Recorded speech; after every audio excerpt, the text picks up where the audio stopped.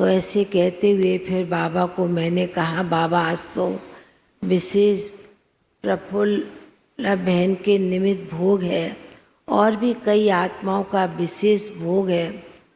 तो बाबा ने कहा कि देखो बच्ची, ये टीचर रोज़ पढ़ाता है, शिव बाबा टीचर, और एक सद्गुरुवार के दिन अपने बच्चों का मुख मीठा कराता है कोई ना कोई प्रकार से।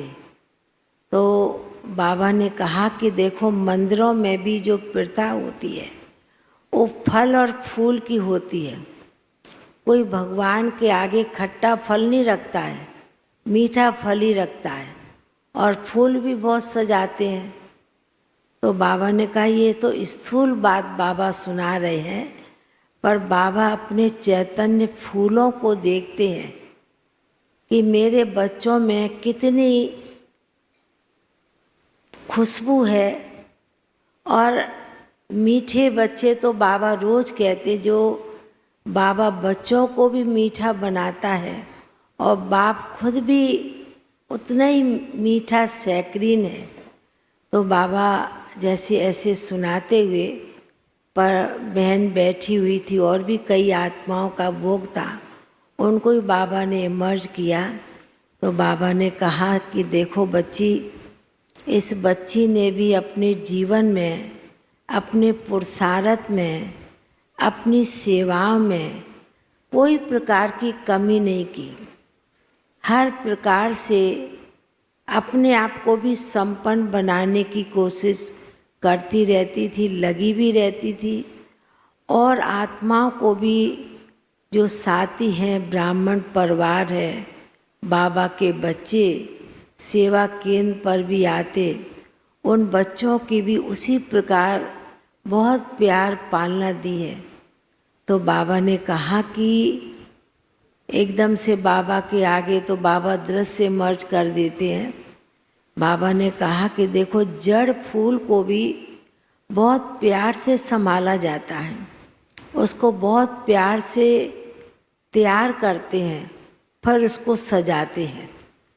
तो इस बच्ची ने भी अपने चैतन्य फूलों को, बाबा के बच्चों को उसी प्रकार बहुत अच्छी तरह से प्यार पालना दी है।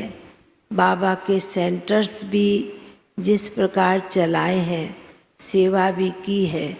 तो बाबा ने कहा उसका रिटर्न तो बच्ची को बाबा नए जन्म में नए चोले में देंगे। तो बाबा ने कहा कि विशेष संगम युग है ही, बच्चों के लिए विशेष वरदानी भी होता है, कल्याणी भी होता है। हर बात में, हर कार्य में भी कल्याण समाया हुआ होता है। तो बाबा ऐसे सुना रहे थे।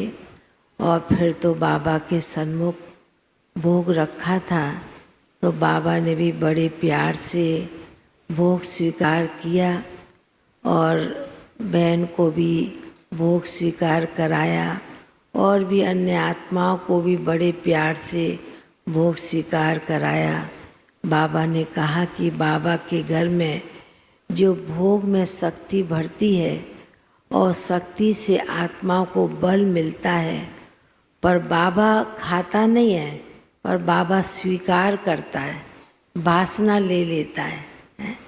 ऐसे कहते बाबा ने सभी को बहुत बहुत स्नेह भरी दिल की याद प्यार दी। बाबा का स्नेह भरा याद प्यार लेते हुए नीचे पहुँच गए। ओम